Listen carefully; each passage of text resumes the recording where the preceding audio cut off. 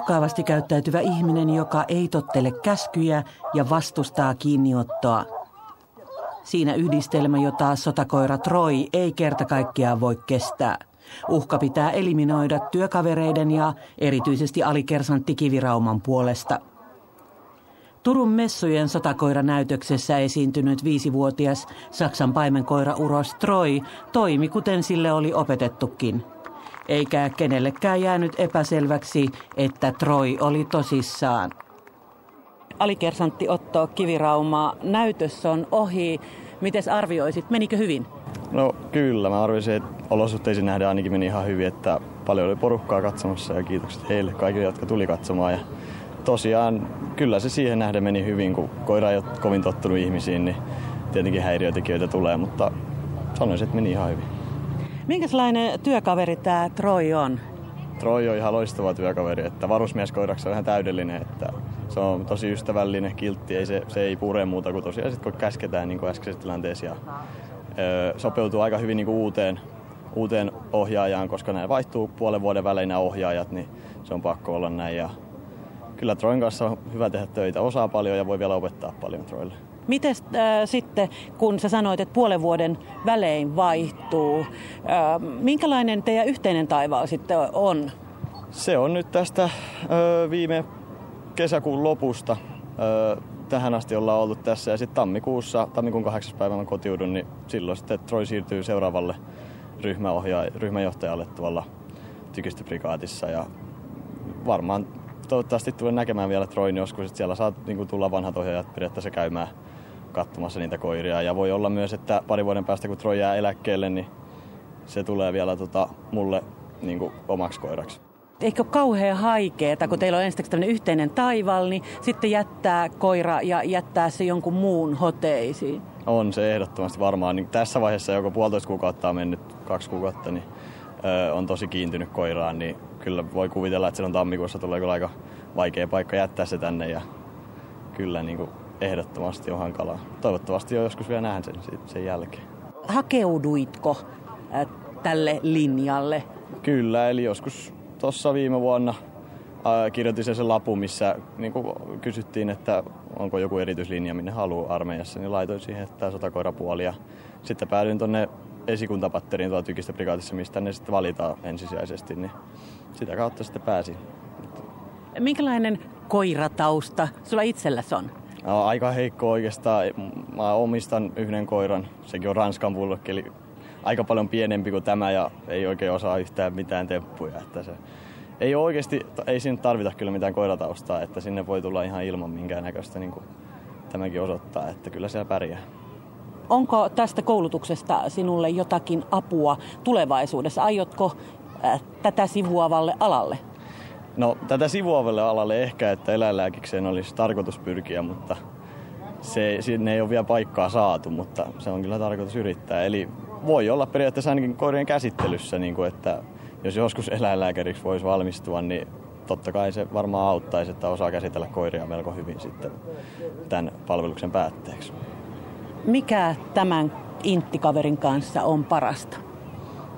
No kyllä se on se parasta silloin, kun saadaan työskennellä niin kuin kunnolla ja esimerkiksi jäljestäminen, kun sitä näiden koirien kanssa tehdään, niin se on hienoa, kun koira osaa jäljestää ja löytää sen jäljen päässä olevan ruokakipon tai minkä tahansa, niin tuommoista onnistumista on tosi hienoja ja sitten tietää itsekin se koira, että se on onnistunut ja on iloinen ja on itsekin iloinen, niin siinä hienoja hetkiä tulee. Troyn ja alikersantti Kivirauman yhteistyö sai kiitosta myös Niinisalon tykistöprikaatin sotakoiraosaston opetusaliupseerilta. Juu, kyllä se meni ihan hyvin. Pojat hoiti mallikkaasti homma. Samoin koira. Koulutat sotakoiria työksesi. Tällaistako se sitten on kaiken aikaa? Vauhtia ja vaarallisia tilanteita? Ei. Kyllä me lähdetään ihan perusteista, etenkin varusmiesten kanssa. Samaten tuoreet koiranohjaajat. Kyllä se on välillä ihan leikkiäkin ja opettelemista koirilla ja ohjaajilla. Tämä on kuitenkin aika poikkeuksellinen ammattivalinta. Miksi hakeudut alalle? Mulla ammatillinen tausta on koirapuolelta itselläni ihan tuolta siviilimaailmasta ja sitten koko ikäni oikeastaan ollut koirien kanssa, että sinällään koirat luonteva valinta. Ja sitten jossain vaiheessa alkoi kiinnostaa tuo virkakoiran kouluttaminen, niiden toiminta, että vähän niin kuin vastapainoa siviiliharrastamiselle. Sulla on kotona itselläsi 3 koiraa. Etkö saa nyt koirista ihan tarpeeksi, että pitää vielä sitten työssäkin olla koirien kanssa? Ei, kyllä se on semmoista rentoutumista sitten omien koirien kanssa tekeminen, että se on sitä itselle omistettua aikaa, sitten se vapaa-ajan koiran kouluttaminen, että se on kuitenkin niin eri asia kuin ohjata sitten koiranohjaajia ja heidän koiriansa, kun se tekee itse heidän kanssa. Ja samalla tulee sitten toi liikuntapuoli huolehittua, että pysyy kunnossa siltä tiimoin, että vaatii omat lenkkisä ja en ilmeisesti saa tarpeekseni työssäni. Voiko nyt sitten oikeastaan kenen tahansa koirasta tulla sotakoira? Mitä vaaditaan? Ei. Et se on niin kuin yksinkertainen vastaus kysymykseen, että ei.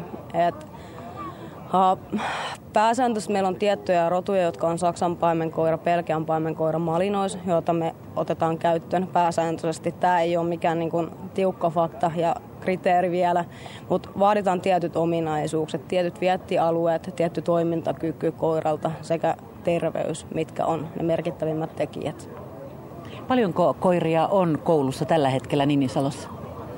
Meillä on semmoinen vajaa 20 varusmieskoiraa siellä ja henkilökunnan koiria on about 6 kappaletta tällä hetkellä. Sitten kaiken kaikkiaan puolustusvoimilla on noin 120 koiraa ympäri Suomea, varikoilla ja varuskunnissa. Sanoit varusmieskoiria. Kauanko koiran intti kestää? Niillä on keskimääräinen eläkkeellä, eli reserviin siirtymisikä on 7-8 vuotta. Että se riippuu, minkä ikäisenä koira on tullut suorittamaan palvelustaan meille. Tässä just kysyin Troin ohjaajalta. Haikeita tunnelmia tulee varmaan olemaan tammikuussa, kun heidän tiet eroavat. Mitä näille koirille sitten tapahtuu todella, kun he jäävät eläkkeelle? Suurin osa näistä reserviin siirtyvistä koirista lähtee joko aikaisemman ohjaajansa mukaan tai sen hetkisen ohjaajan mukaan, kun hän kotiutuu. Eli suurin osa niistä menee entisille ohjaajilleen. Voiko tämmöisestä sotakoirasta tulla sitten semmoista löllykkää kotikoiraa enää? Voi. Mikä on työssäsi parasta? Se on varmaan se kokonaisuus. Se on monipuolista. Toimin itse koiranohjaajana, koulutan varusmiehiä, koulutan henkilökuntaa. Ja että se monipuolisuus on, että se on sosiaalista työtä, mutta se on myös eläinten kanssa työtä. Ja se on sinällään motivoiva työ, koska siinä ei tule koskaan valmiiksi. Että se on mitä enemmän tiedät, sen enemmän herää kysymyksiä ja ymmärtää tietävänsä vähemmän. Tuosta kun katsoo näytöstä, niin tulee tietysti heti mieleen se, että tällä niin sanotulla pahalla kohteella niin on aika tukalat oltavat, mutta onko tullut vaikeita tilanteita omalle kohdallesi? Ei. Että harvoin mennään niin pitkälle, että me joudutaan turvautumaan koiran voimankäytön välineenä. Että ne on onneksi tänä päivänä hyvin harvinaisia, että se on enemmänkin varautumista siihen tilanteeseen.